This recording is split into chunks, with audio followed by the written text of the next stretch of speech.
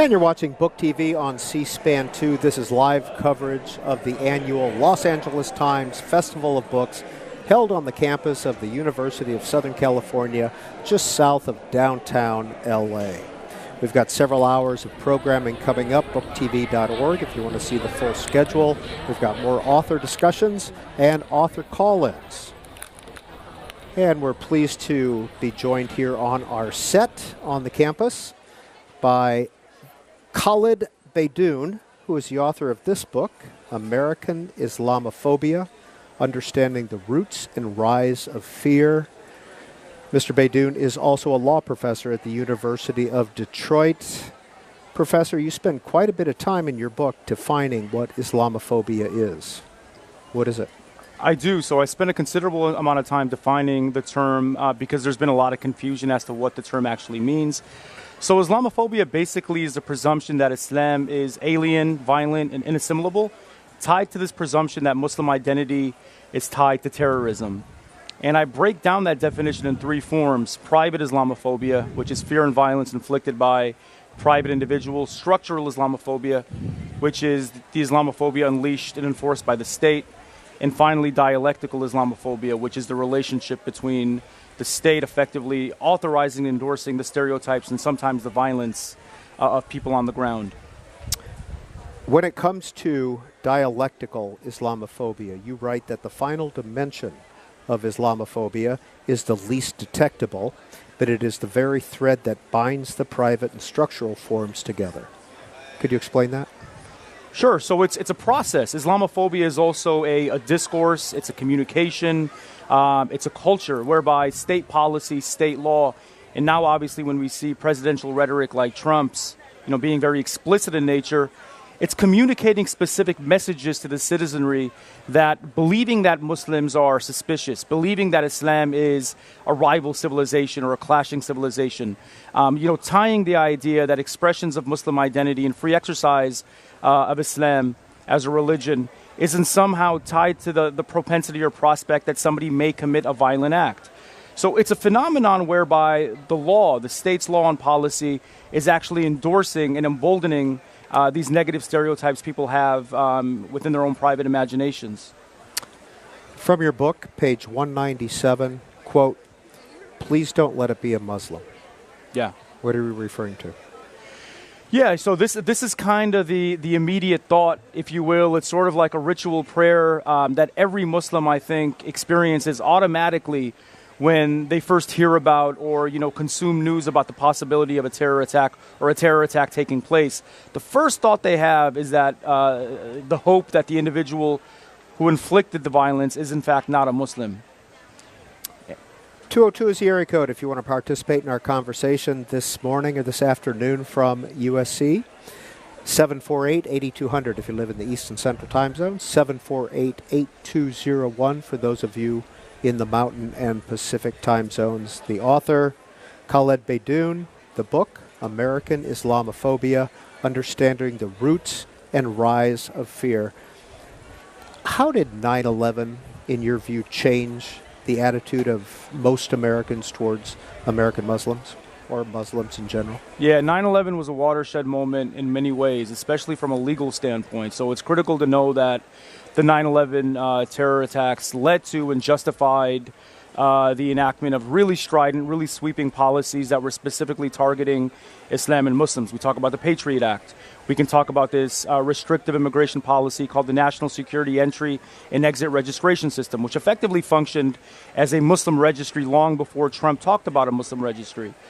So it was a watershed moment that effectively enabled the state to weaponize Islamophobia by way of law and policy. Beyond just law, I think it had obviously a really salient, immediate impact on the imagination of the country at large, whereas the terrorist caricature, which was in some respects tied to Arab or Muslim identity before 9/11, was firmly fixed and conflated with Muslim identity as a consequence of 9/11. So we don't think about terrorism anymore as sort of a neutral, objective ideology or act of violence. We don't view the acts of Dylan Roof, for instance, or Nicholas Cruz in Parkland as being terrorist in nature, because 9/11 very much framed and shaped that terrorist construction as being exclusively tied to Muslims and Islam. What was it like prior to 9/11? What was the attitude toward Muslims prior to 9/11? I think you still had the idea pre 9/11 that Islam was a faith that was inimical or somehow irreconcilable with American identity as a consequence of incidents like the 1993 World Trade Center attack, incidents like the 1979 Islamic Revolution, which I write about in the book. So those incidents in the OPEC oil embargo before the hostage crisis in 1979 in Iran. So those incidents began to sort of cultivate and build this idea that Islam was somehow hostile to the West. You had politicians like the Ayatollah Khomeini engaging in rhetoric which was sort of cementing the idea that Islam was in competition with the West. But it really proliferated, right? It really cemented as a consequence of 9/11 that we view terrorism specifically through the lens and in the form of Muslim identity. What does the term radical Muslim mean to you? I think it's a problematic term. Radical Muslim is language, it's parlance that's used by the state to effectively forecast when a Muslim like myself might become radicalized. Khaled Beydoun, when you hear "Make America Great Again," what does that phrase mean to you? Yeah, it means many things, to be honest with you. I mean, but I think what it means mostly to me is that it's more than just a dog whistle. I think it's explicit rhetoric, sort of calling upon the revitalization of white supremacy, right? And by white supremacy, I mean that in very complex, broad terms. White supremacy as an ideology, whereby, whiteness, and specifically a narrow conception of whiteness that is white, Anglo-Saxon, Protestant, Christian, is sort of reestablished and reclassified as the highest strata of American society and citizenship. But it's also a form of state-sponsored backlash. Make America Great Again is white supremacy that we see manifested in the travel bans, the Muslim bans, 3 iterations of it. It's policy that's manifested through this proposal to build a Mexican wall, revocation of DACA. So it's ideology, it's rhetoric, but it's also law as well. What do you say to people who say, hey, it's not really a Muslim ban, it's directed towards countries that do not have systems in place to ensure that the right people get on airplanes? Yeah, so, as a law scholar and somewhat of a legal historian, I don't buy that for many reasons. I mean, I just kind of go to the horse's mouth. President Trump said specifically on the campaign trail that it was his objective to ban Muslims. He said that on December 7th in 2015. It was really explicit, really clear. I think if you give President Trump credit for one thing, it's delivering on his promise. Beyond that promise to propose and enact a Muslim ban, he said on primetime television several times. One incident was with Anderson Cooper, where he said 6 months before elected that Islam hates us. So the rhetoric, the presidential will, the strategy was all there, and he made good on it 7 days into his presidency after being inaugurated. Do you think Donald Trump is a racist? I'm less concerned with that question, to be honest with you. Whether he's an individual racist or not doesn't really matter much to me. I think there's evidence that demonstrates that he may very well be, but I think the policies and the strategy, the administration that he's assembled is clearly racist in nature. Khaled Beydoun is our guest. American Islamophobia is the book, and Janice is in the Bronx calling in. Go ahead, Janice. Hi, Mr. Beydoun. First, I'd like to congratulate you, and I am so grateful that I turned to this channel. I identify with what you said about, hope a Muslim didn't do it. And I'm not Muslim. However, I'm a human. I'm a woman. I am a woman of color. I come from New York, and I am basically very familiar with all that's going on. I guess my question to you, Khaled, is I'm doing what I can as an American, as a New Yorker, as a woman, as a grandmother, as a mother. What can I do on a very basic level? Because where I come from, the whole thing about seeing someone with the head wrap or a nose ring or even just the virtue of our color, what can I do on a basic level, Khaled? More basic. Without, Thank you, Janice. Okay. Yep. Yeah, thanks a lot, Janice. I love visiting the Bronx, so hopefully I'll see you next time I visit. But the first thing you should do, I think, is embrace the idea that Muslims are ethnically, racially diverse, right? It's a very heterogeneous population. 1/3 of the Muslim population is black. The first Muslim populations that settled in the United States were in fact enslaved Africans who practiced Islam while they were bonded to slavery on plantations. So the first key thing is to educate yourself and sort of highlight the idea that Muslim Americans don't fit within this monolithic racial, religious, immigrant caricature that, political rhetoric, political discourse in the media has sort of cemented. And once you realize that, you'll realize that Muslim Americans look like all Americans. It's the most diverse religion in the United States for a reason. Next call for our guest is Elio in Durwood, Maryland. Please go ahead. Yes, hello, Mr. Beydoun. My question to you is, do you expressively and unconditionally reject Sharia law, and do you recognize, or will you recognize, or what is your position on Sharia law not having a place in the United States as a system of law and as a system of civil and potential criminal actions and controlling of behavior? That's my first question. Thank you, Elio. Second question is, do you Sharia reject unconditional? Elio, we're going to leave it there and just go with the first question. Yeah, so I get this question often about Sharia law, and one of the most damaging Islamophobic stereotypes or tropes is this misunderstanding and misrepresentation about what Sharia law means. Sharia law is not this monolithic, homogenous body of law whereby Muslims or Islam is looking to, overtake the United States.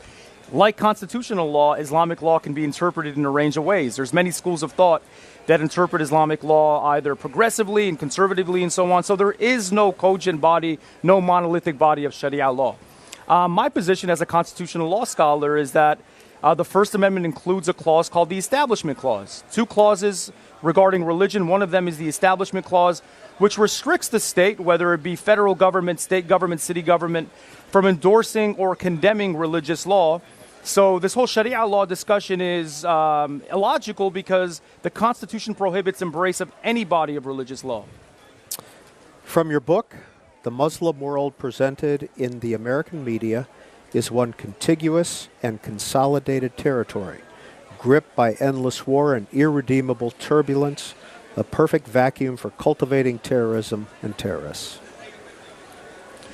Yeah, and I think that, so before we talk about Islamophobia today as a modern phenomenon of animus, it's important to sort of anchor that understanding with a system that preceded it, called Orientalism.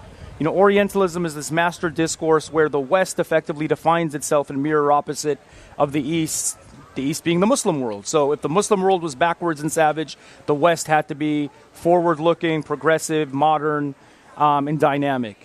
So this construction of the Middle East, which is in very, very much a geographic and sort of civilizational fiction, is built on this idea that this area, this region, is perpetually rid and wed to war, that it's chaotic, that it's a place where democracy cannot exist, and it's a place where we have to sort of take and export democracy.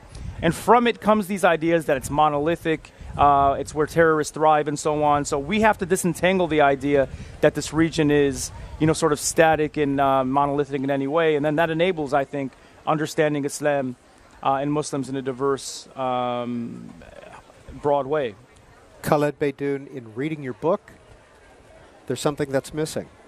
A mention of Israel and U.S. support of Israel. Yeah. Did you do that on purpose? Did you stay away from that issue? No, I didn't. So the focus of the book is domestic in nature, right? It's focusing on how Islamophobia unfolds in the United States. And there's sort of a natural, easy conflation of what's happening here stateside with what's happening in the region.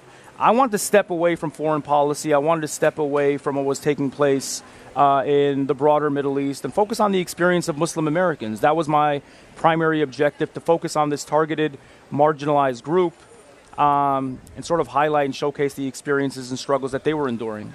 Richard's in Brentwood, Maryland. Richard, go ahead. Yes, good afternoon or good morning. My question to you, sir, is that how is it that we can have a strain of Muslims that are considered violent, and then we have another strain of Muslims who are considered peaceful, and they all read out of the same book? And I did a little historical research on this, and this goes back to the time of who was going to inherit the mantle of the prophet after he died, and that sprang up violence between Sunnis and Shias. And then on the violent side, the Shia, capital, so to speak, is Iran, and they preach violence, kill Americans, Satan, and all of that. And then on the other side, the Sunni side, there is the Wahhabis, who do a great deal of financing of behind-the-scenes terrorism of different types of groups. So I'm just trying to better understand how the peaceful side and the violent side, and to me, it just, there's no peace or reconciliation in Islam, even going back to 6 or 8, 7 or whenever, when your prophet died, and they're still killing each other, Sunnis and Muslims. So where's the love and reconciliation that one might not be scared of? They might even want to embrace this doctrine, but I just don't see it, and it's really unfortunate. Because all right, Richard, thank you. That's Richard in Brentwood, Maryland. Please go ahead. Yeah, Richard, I mean, the peace and love and the harmony and the cooperation is flourishing. If you walk into any one of the 2,500 mosques here in the United States, one of them that I visited yesterday here in L.A., you'll find that Muslims are more than just peaceful, more than just freely exercising their faith here in the United States, but American citizens that are flourishing in a range of ways, whether they're flourishing as professionals, whether they're flourishing as working class people, students, academic scholars, and so on. I think it's important to do two things. Number one, not view any religion, whether it be Islam, Christianity, Judaism, in this peaceful, violent binary. It's problematic. Second, that nation states, and you mentioned some of these nation states, Iran and Saudi Arabia, always manipulate religion to carry forward their political and economic objectives. Not differently than European empires did when they effectively deployed and weaponized Catholicism to carry forward colonialism. So I wouldn't look at nation states as being the true representatives of a religion. I would look at people, specifically American Muslims here stateside, which in my opinion represent the faith really well. Mr. Beydoun, where did you grow up? Detroit. Tell us about how you got there. Yeah, so about your family. Yeah. So my mother's originally from Egypt. My father's Lebanese. We migrated to Florida initially at the age of 3. We moved from Beirut? From Cairo. From Cairo. Exactly, yeah. And then we moved eventually up to Detroit, which was at that juncture becoming a evolving Arab and Muslim American capital. Many people, family members, were moving there because of jobs with GM, Ford, and so on. And so you grew up in the Detroit area in Dearborn. Would you call Dearborn the capital of American Muslim, the American Muslim world today? Yeah, well, I grew up right outside of Dearborn, on the west side of the city in Detroit. And I would call Dearborn one of the Muslim American capitals of the United States. I think it's the most visible because it might be one of the most conspicuous, one of the most concentrated. But we have other capitals now. We have Minneapolis, for instance, which has a sizable Somali Muslim community. D.C. even, which has a really diverse constellation of Muslim American communities. New York. Here in California, there's a million Muslim citizens living in this state. Your dad plays quite a role in your book. Why is that? He does. Yeah, my dad, and I tried to humanize the book as much as possible. I think part of the reason I wanted to write an accessible, broadly marketed book is to, number one, sort of reclaim the story of Islam and Islamophobia from the vantage point of a Muslim American. And second, by way of adding, personal experience and autobiography, I thought it would resonate with the reader in a much more profound way. So I was writing this book as my father was really ill, and when he was on the cusp of passing away, and he eventually, passed away, God rest his soul. But we had a turbulent relationship, and I think our relationship in many ways represents somewhat of a metaphor between the United States' relationship with Islam and with Muslim Americans. Marie's in Wellsboro, Pennsylvania. Hi, Marie. Hi. Yes, I'd like to say thank you for writing this book. And, after 9/11, most Americans, I believe, felt the angst that you felt as a Muslim of being targeted, because we know, just like any other gender, any other ethnic group, religious group, that there are outliers that will be violent, as you were just saying. Let's not make it a binary analysis of religions or any group whatsoever. And so it was frustrating not to see a moderate view take of the Muslim population, religion, however you wish to say it, on the airwaves to make it a more educational viewpoint. I remember Karen Armstrong was giving some good lectures to the television stations. And I would also say sometimes it's frustrating when we just compartmentalize the ethnic groups, the gender, because the rise in anti-Semitism is so much now. The misogyny is so grotesque now. And sometimes it feels like if we don't look at all of these as the rise of fear and the other, and we all group together, we're just going to keep repeating and repeating and repeating and repeating on how we attack and how, I shouldn't say the word attack, that's violence upon violence, but how we approach discrimination and violence against ourselves. And I know that, the women's movement has always included everybody of every religion and gender and ethnic group, and I just would like to see that more in the speaking. I was listening to a panel yesterday, and they mentioned every group that they felt had a problem with not being accepted, with the exception of women. So that goes to your point, but I don't want to negate the good work that you did on the Islamophobia or, say let's make your conversation about anything other than the rise of fear towards Muslims either, because that, of course, is also important. But I would just like to make that point, and the point that most Americans I know are not Islamophobic and cringe every time we have to hear again and again I would say the conditioning by the media and some others of just saying, here we go again, another Muslim, that's terrorism. But when all right, Marie, I think we got the point. That's Marie in Pennsylvania. Any response for her? Yeah, Marie, I echo the point that, this country's history, I'm a legal historian, is riddled with scapegoating a whole range of groups. Catholics at one juncture were vilified. Jews obviously were demonized at one point. Japanese Americans were placed in the concentration camps. A whole host of communities, a whole host of populations have effectively been cast and castigated as villains. Muslims are experiencing that in an intense way today.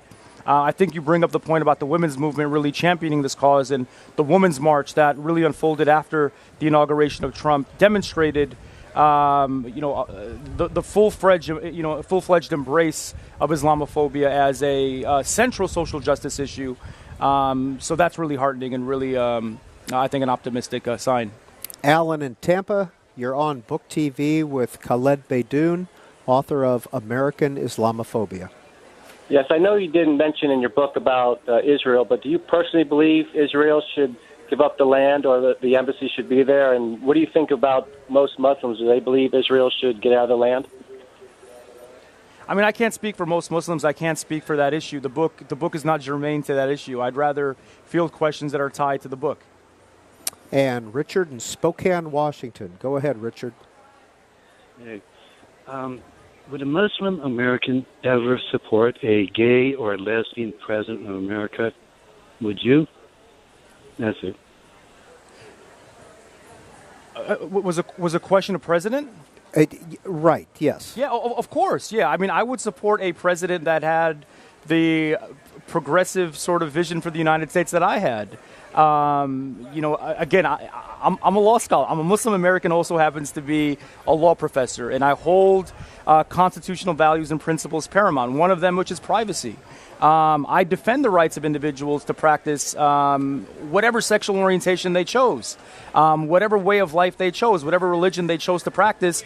I'm an individual who's going to support that. It would be contradictory for me as either a scholar or a Muslim to expect a certain amount of rights and respect from the broader country, but not reciprocate. So, of course, and just as long as that individual had the same sort of vision and platform that I agreed with, not only would I vote for him, but I'd probably mobilize other individuals to vote for him. Khaled Beydoun, we've taken several calls.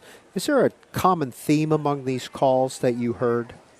Yeah, I think the common theme is two themes, right? I think one theme is an optimistic theme, that there's a large percentage, a large segment of this country that shouldn't be neglected, that is really resistant in fighting Islamophobia in a robust way for the first time as a response to the Trump administration. That's heartening.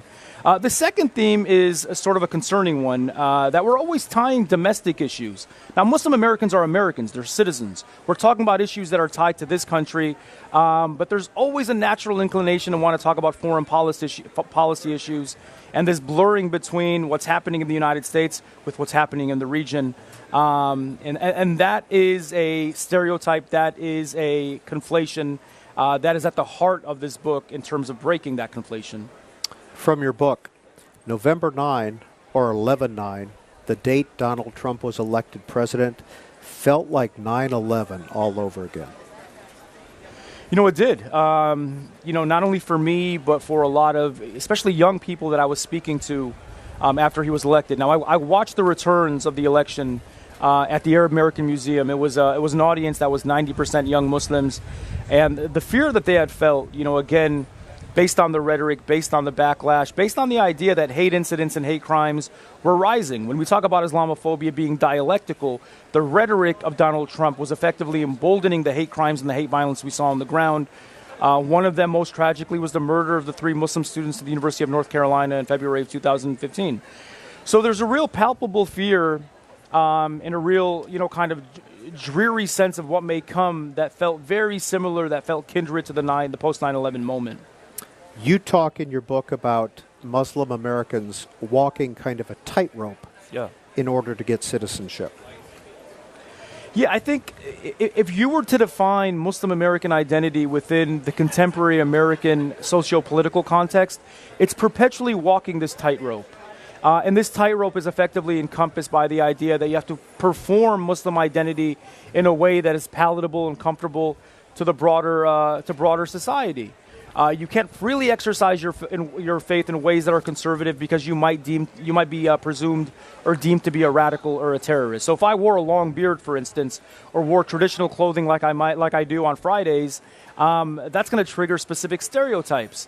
You have to apologize and condemn every act of terror. Otherwise, the presumption is that you actually endorse or support it. This idea that Muslim Americans are always collectively and collaterally guilty when one bad actor does something, has Muslim Americans perpetually walking down this tightrope where they're thinking about what they're doing, thinking about what they're wearing, thinking about how they practice their faith. And I think the most important thing to realize is this really conflicts with the essence of the Constitution and many of the principles that are extended by the Constitution.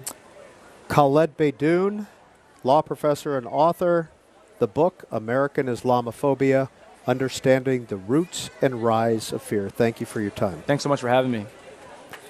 Well, Book TV is live at the University of California for the Los Angeles Times Festival of Books. Several more hours of coverage today. Here's what's coming up starting in just a minute. It's going to be an author discussion on immigrants and immigration. One of the authors that you'll see presenting is Lauren Markham. After that, the co-founder of the Black Lives Matter movement, Patrice Khan-Cullors, will be joining us to take your calls. And after that, a little bit later on, it's an author discussion on history, and that includes best-selling author Howard Blum. So that's all coming up. The full schedule of the day is available at booktv.org. And a reminder to follow us on social media, Twitter, Facebook, Instagram, YouTube, and that's at Book TV. And if you go to our YouTube page, you're going to see a special feature, and that's our 360-degree camera that we have out here. Gives you a new perspective on the festival. So let's go back in now, and let's hear this author discussion.